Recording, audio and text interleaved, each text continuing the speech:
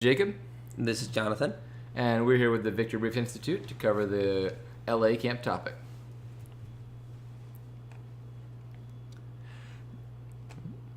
This is the topic we'll be debating. Resolved, the non-therapeutic use of human enhancement technologies is immoral. Throughout this PowerPoint, and most likely throughout the topic, HET will be used to refer to human enhancement technologies. This is a common abbreviation that you want to familiarize yourself with. I think it's pretty self-explanatory. This is the topic that will be used for camp, and it's one of the 10 topics that might be chosen for the next year. So you could see this anytime during the next year through September, October of 2018.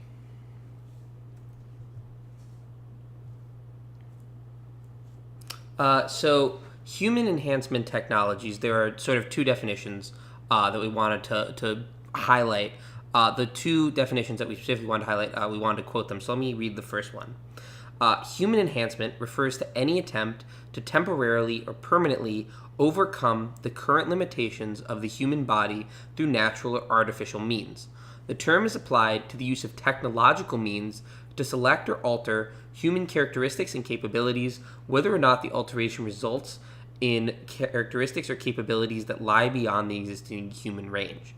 So in other words, right, in this definition, human enhancement refers to any attempt to overcome limitations of the human body, whether those are through natural means or artificial means. We'll get more into examples in the next slide, but just sort of think about what that means about overcoming limitations. Another relatively similar definition, the bottom definition here, contrasts enhancement in human enhancement technology with therapy. And this definition, again, seems pretty applicable to the topic because the topic is explicitly about the non-therapeutic human enhancement technology.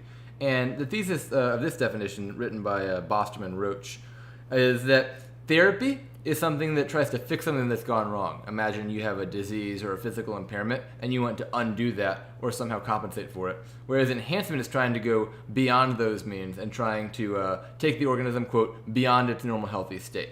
So this is going to differentiate standard medical procedures from human enhancement technologies. So let's look at some examples.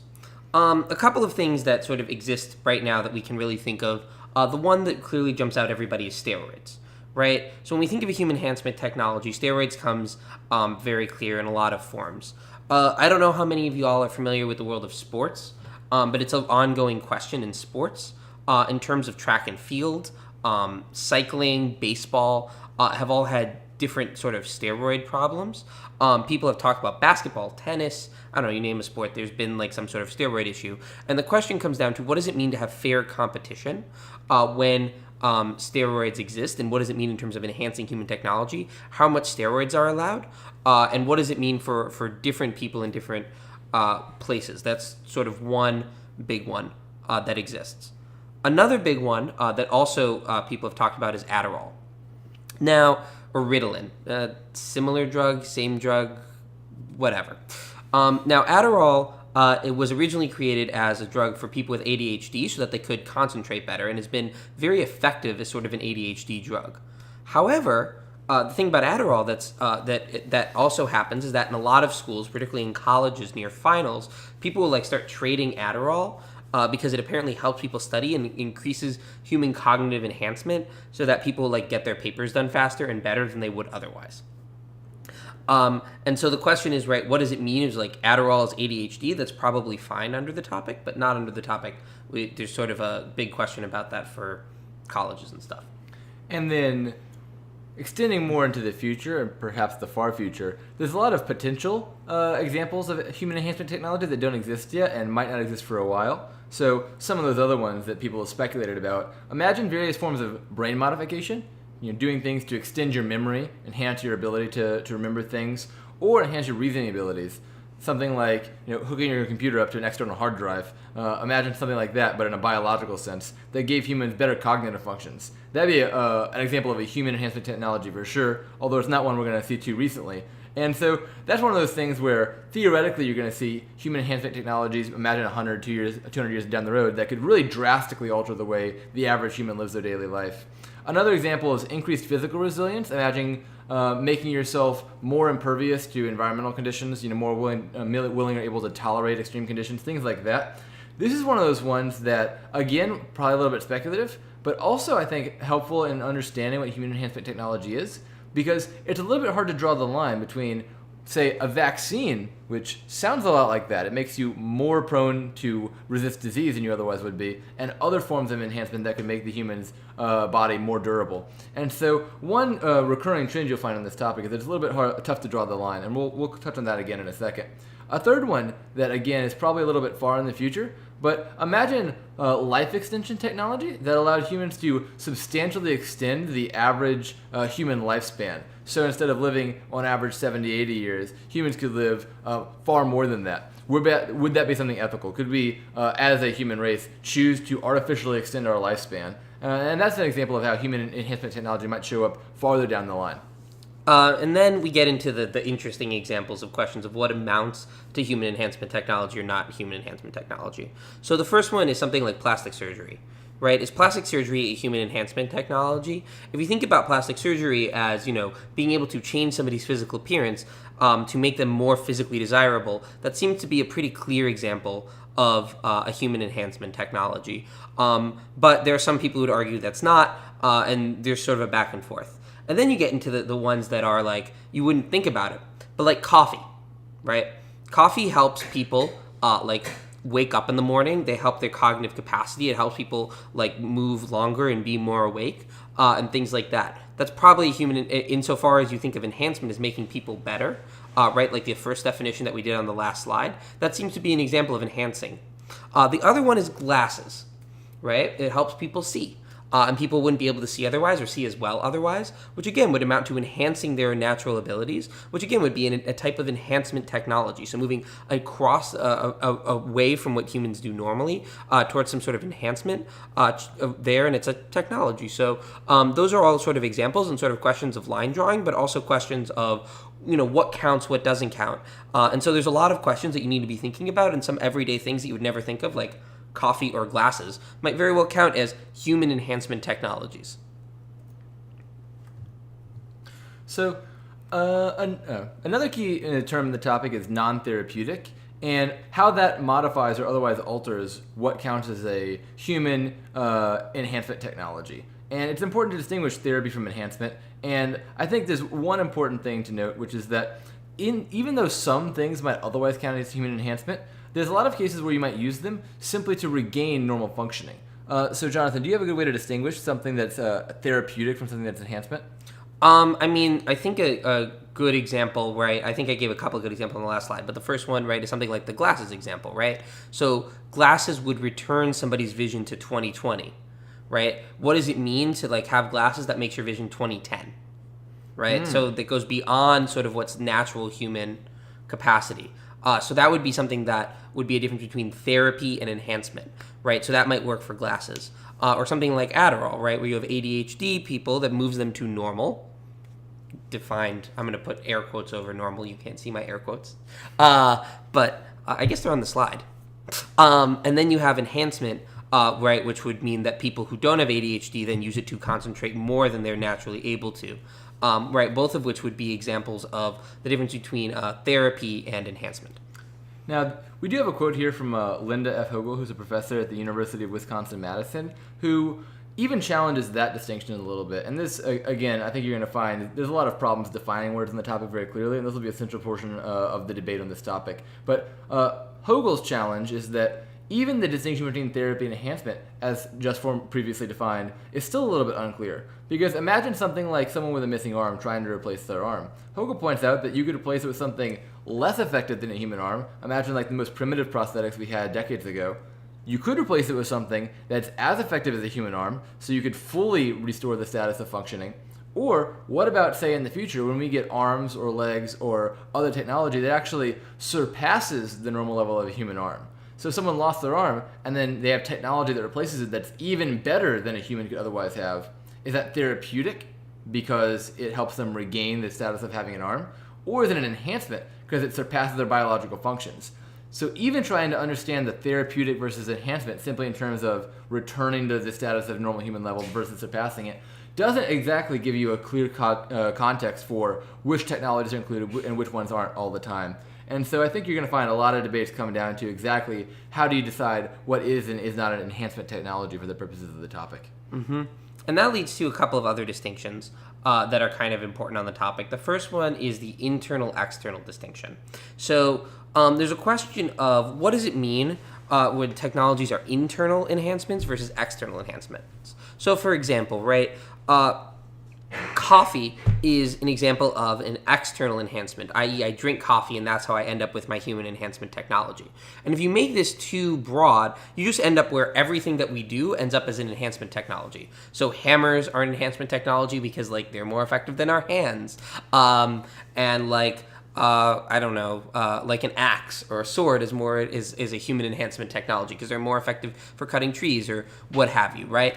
And so what does it mean in terms of the sort of external distinctions versus internal distinctions? So let's say that in the far future there's something that guarantees that like I don't have to sleep. Like internally there's like some body clock where I can like close my eyes for 5 minutes and then I'm like okay, right?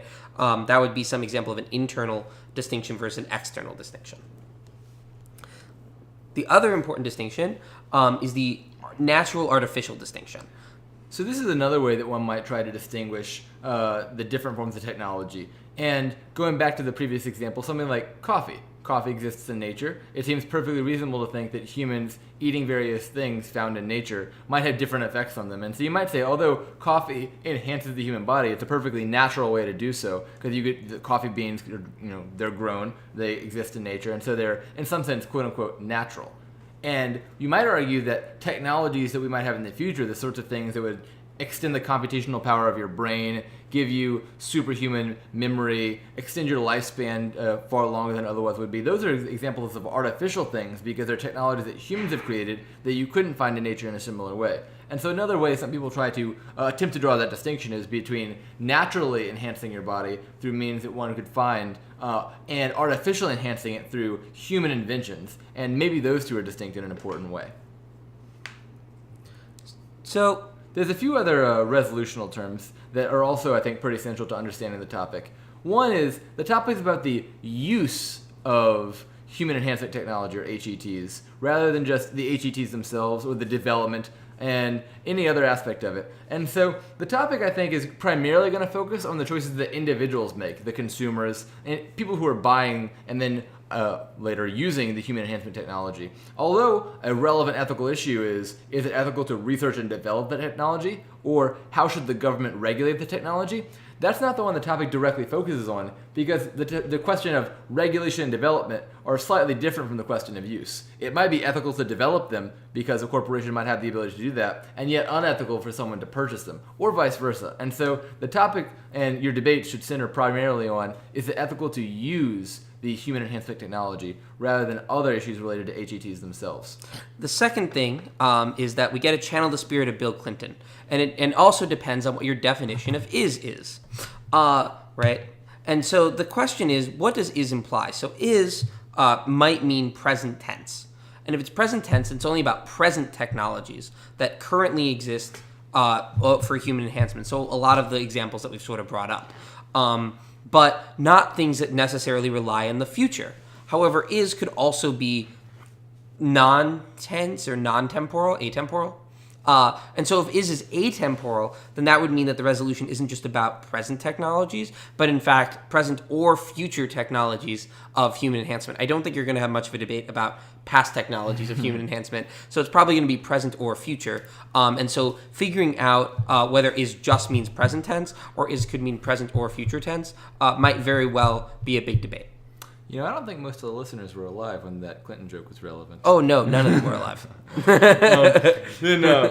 One last term that's relevant to the debate is immoral. This implies that the topic is about ethics. So fundamentally, it's a question of what is moral and what one ought to do, in a sense. Now, there's, again, relevant related concerns about what is legal or what should or shouldn't be legal. But that's a separate topic than the one that we're currently debating. The topic isn't about should use of HETs be legal or allowed by the government. It's about whether it's moral. And so one could validly argue that whether HETs should be legal or illegal, it's still immoral to use them. There's plenty of things that are legal that you still probably, morally speaking, shouldn't engage in. And so the moral term, or immoral in this case, focuses the debate on what's right and wrong for the individual to pursue, regardless of what the law says. And so although debates about what's legal and illegal might be relevant to that consideration, they're not the focus of the debate themselves. And so the debates should be primarily on what's right and wrong for the individual in terms of consuming HETs by using them. Right. But don't be afraid to talk a little bit about legality, but you do want to keep it focused on the moral lens. Mm-hmm. Now let's talk about a few of the potential affirmative arguments on this topic.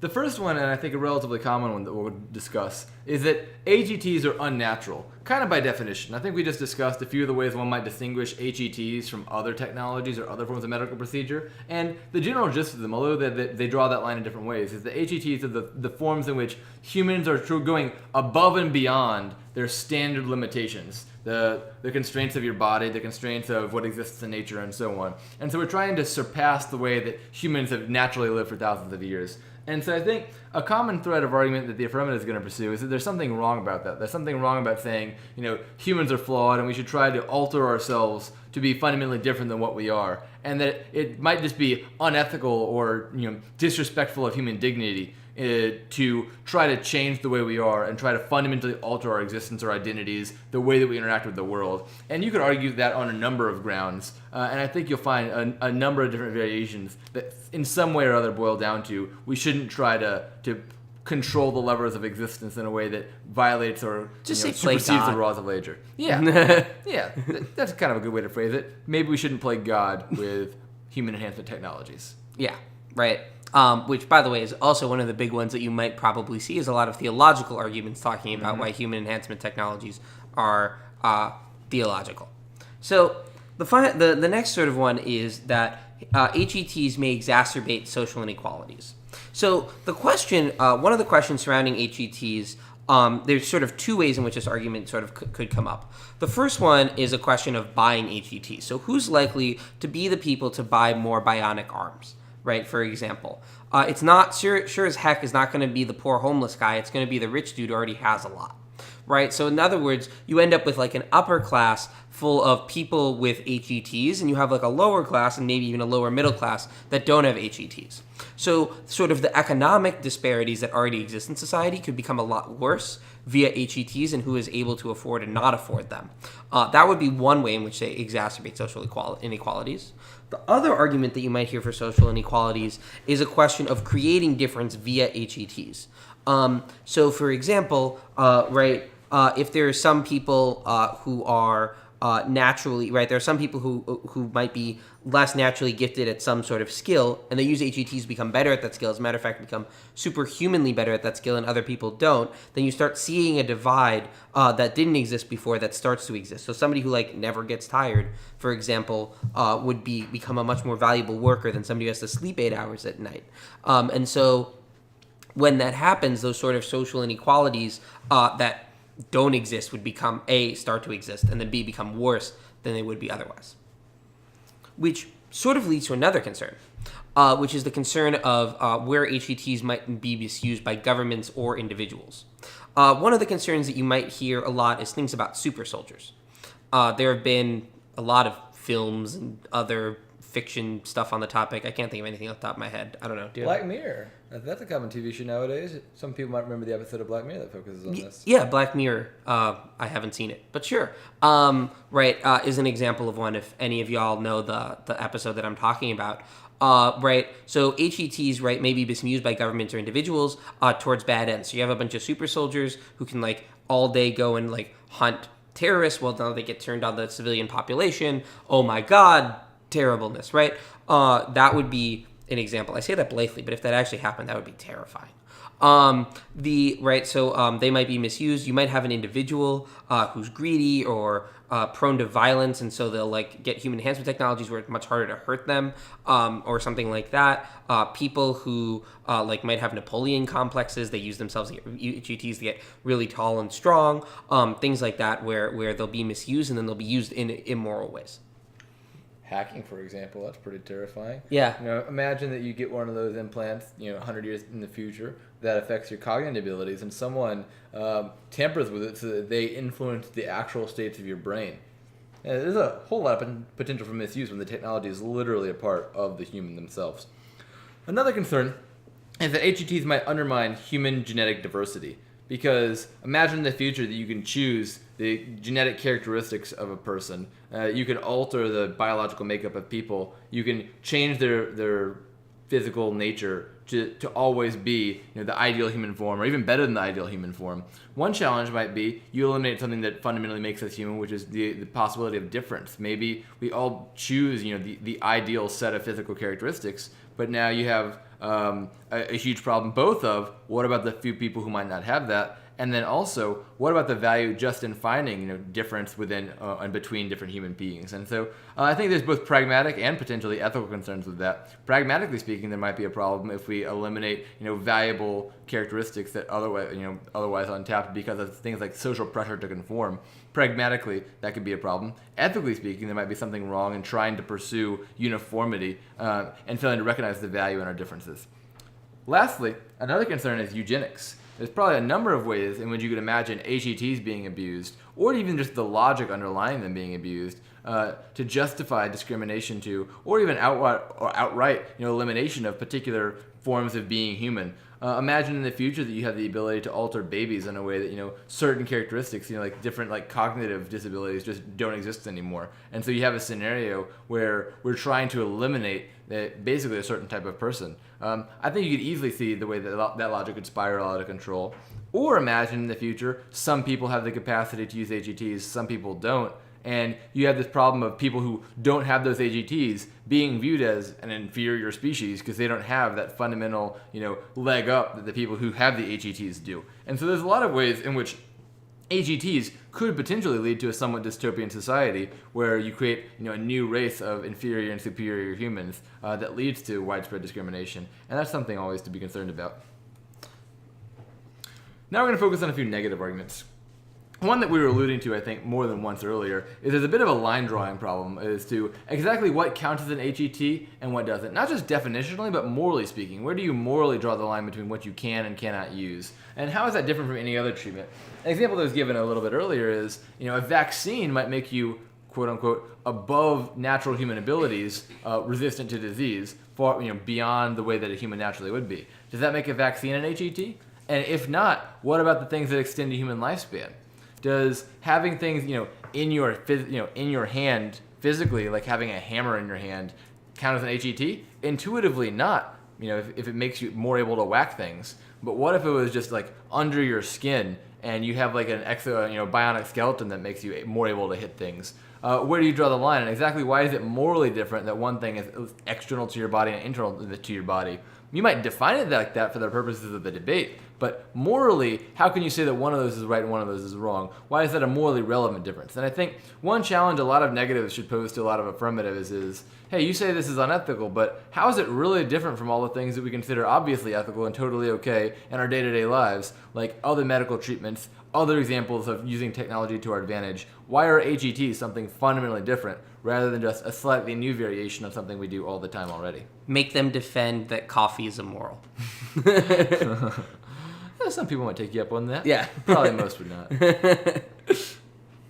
Which leads to the next argument of transhumanism, which honestly, Nails, you should do. Yeah, sure. So I think there's a lot of fascinating literature around transhumanism, and the people who defend transhumanism are obviously going to defend HETs, because the whole central guiding philosophy of transhumanism is trying to overcome the natural biological constraints of humans and create something that is beyond humans. Imagine creating a better human race, one that has, say, longer lifetimes, greater potential for happiness, greater cognitive capacities, perhaps they're even more moral. And some philosophers are going to say, if we had the possibility to radically alter the entirety of the human species for the better, then we should obviously take it. Because society might not be bad, but it's also far from perfect. And we could imagine a far better, more technologically advanced human race, not just in terms of our external technologies, but in terms of improving ourselves through technology. And that should be one of the primary moral goals, because there's such a vast potential for improvement. I think you'll find a lot of literature. And in fact, one of those definition authors we cited earlier, Nicholas Bostrom,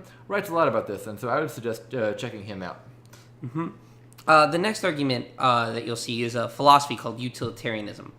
And utilitarianism is a philosophy that says that we need to look to increasing pleasure and decreasing pain.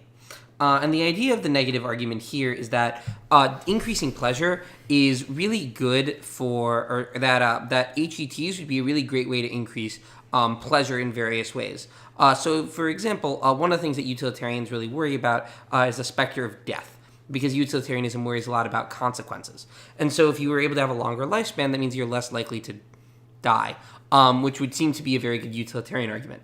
But you also have sort of more science fiction-y things, like let's say that you were able to like press a button in your on your brain and or on your brain in your head and like be able to like get pleasure whenever you needed it to sort of decrease pain. Like that would be obviously very good for util or under util. And there's also sort of a bunch of other arguments that says that like HETs would be good for the human species, kind of similar to transhumanism stuff, but not about transcending humanity, more in terms of just like there are things that could probably make our day-to-day lives better and easier and less painful, and that would probably be good. And so that also leads to utilitarianism in terms of specific examples. So like I said earlier, right, you should try to make them defend the immorality of coffee. But in another sort of thing in terms of specific examples, right, there's a lot of specific examples of HETs that are probably okay, potential HETs or HETs that are probably okay. So one of the things that we discussed earlier was the idea of finger magnets. So there's a potential technology being discussed where you might have key cards that you might have just gotten where you can like get in and out of dorm buildings. Imagine if those key cards were in your finger. And you could like use your finger to get in and out of dorms. I think I'd still manage to lose it. Oh, definitely. But that would be like an example of something that's probably not a big deal. Probably makes your life a little less painful, and probably good, right? There's nothing like, inherently bad about finger magnets. And there's a whole lot of other sort of examples there that are very similar to finger magnets that honestly don't really make a big difference one way or the other, probably count as HETs under just about every definition, and are probably would mean that there's some moral use. And then one last argument that I think is worth touching on is just an argument about bodily autonomy. It's your choice. And I think this is one valid negative argument, which is maybe finger magnets make your life better, maybe they make it worse, but ultimately it's up to you. And that part of being human is having the ability to do what you want with your own body. And so far as it's a decision concerning yourself, you're making your own body alterations, much like choosing what to wear clothing-wise. Why shouldn't you be able to choose how to alter your own body to the degree that you see fit? And who's to say that it's moral or immoral if not for yourself? And so I think you might make one argument that it's not necessarily proactively good, proactively bad. Maybe it's just up to the individual, and so there's nothing immoral about it insofar as you're just choosing what to do with your own body. And so that appeals to a very ethically libertarian notion of what an individual can and can't do. And I think that's an argument that would support the negative usually in this topic, so far as many of the forms of human enhancement technology are things that are just you're doing to benefit your own personal life. It might not apply to all of them, but there's a whole wide range of examples, and we've only touched on a few of them. And I think if I had one concluding thought, it's that you probably want to get a good grasp both of the range of possible examples on the topic and also just a good grasp of what are the best or most affirmative and negative leaning examples to each side. Because I think depending on what sort of example you can conjure in your judge's mind, human enhancement technology could look horribly dystopian or really fantastic. And so I think what you want to show is why your opponent's example is the exception to the rule and why you have a more robust conception of what the possibilities for future technology hold.